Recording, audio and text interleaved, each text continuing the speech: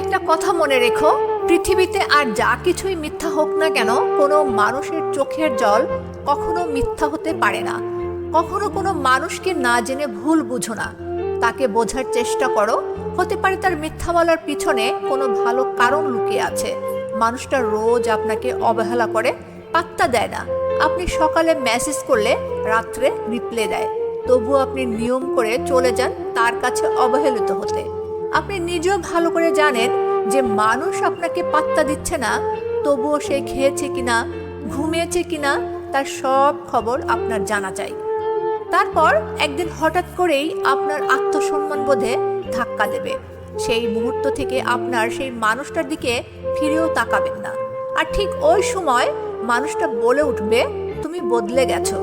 সময় থাকতে প্রিয় মানুষগুলোকে মূল্য দিতে শেখো, তা না হলে তোমার আপন মানুষগুলো এমনভাবে বদলে যাবে আর না হয় হারিয়ে যাবে যে তুমি চাইলেও আর ফিরে পাবে না।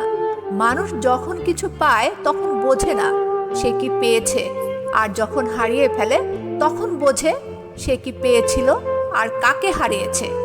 কাউকে বলে বোঝাতে যেও না তুমি তার জীবনের কতটা গুরুত্বপূর্ণ। যদি সে তোমাকে সত্যি কাছের কেউ ভেবে থাকে, তাহলে তোমার অনুপস্থিতি বুঝিয়ে দিবে তোমার গুরুত্ব। জীবনে কষ্ট পাওয়া খুবই দরকার, কারণ কষ্ট পেলে মানুষ নিজেকে বদলে ফেলতে পারে। আর জীবনে ঠকলে হয়তো বিশ্বাসটুকু হারিয়ে যায়, কিন্তু শেখা যায় অনেক কিছু। প্রতিজ্ঞা করার আগে একটু হলেও ভাবা উচিত। মিথ্যা বলে হাসানোর চেয়ে সত্যি বলে কাঁদানো শ্রেয়। চোখের জলের মতো এত পবিত্র কিছু নেই। এই জলের স্পর্শে মনের সব গ্লানি মালিন্য কেটে যায়। যদি সে আমাকে ছেড়ে খুশি থাকে, তাহলে কষ্ট কিসের?